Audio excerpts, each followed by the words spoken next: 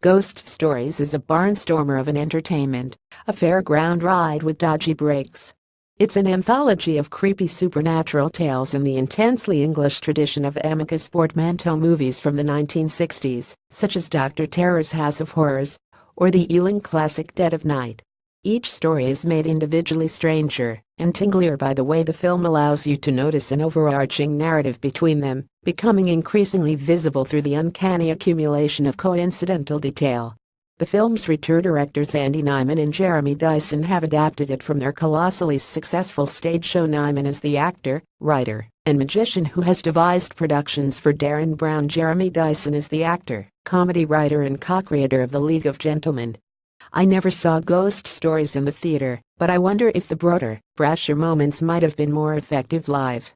On screen, it was the subtler touches I found more disturbing: the strange dreary worlds and interiors with a putrefying wintry light, a seaside caravan park, a crepuscular pub in the middle of the day, a blank modern church. The action is wrapped up with a time-honored narrative trick that has been with us since cinema's earliest days. It can be overused, but Nyman and Dyson pull it off with tremendous verve. Nyman plays the lead, Professor Philip Goodman, a lecturer, TV celebrity and paranormal debunker who is an atheist and rationalist, driven to expose hoaxes and frauds. But he is also in flight from a guilty and unhappy childhood, a father with an observant Jewish faith who was heavy-handed with Philip and his older sister. Philip himself grew up hero-worshipping a 70s TV personality who was a debunker in much the way he is now, but who disappeared at the height of his fame, like a Lucan or a John Stonehouse, and was considered dead. Then Philip is astonished when this man contacts him out of the blue, revealing that his disappearance was due to a personal crisis, a belief that the supernatural might be real after all. This man tells Philip to reopen the file on 3 of his cases that wouldn't add up, or submit to a rational explanation. Night watchman Tony, played by Paul Whitehouse, experienced a horrible vision. Schoolboy Simon, played by Alex Lothar, had a fright driving home. Retired city trader Mike, played by Martin Freeman, encountered a poltergeist, the spirit of his unborn child. Philip seeks all of them out, and we see their awful experiences in flashback, and Philip himself begins to sense that they may have some terrible collective significance for him personally.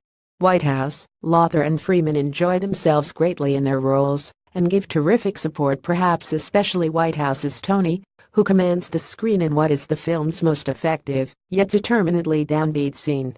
Philip has arranged to meet him in a gloomy but unsettlingly huge and empty pub.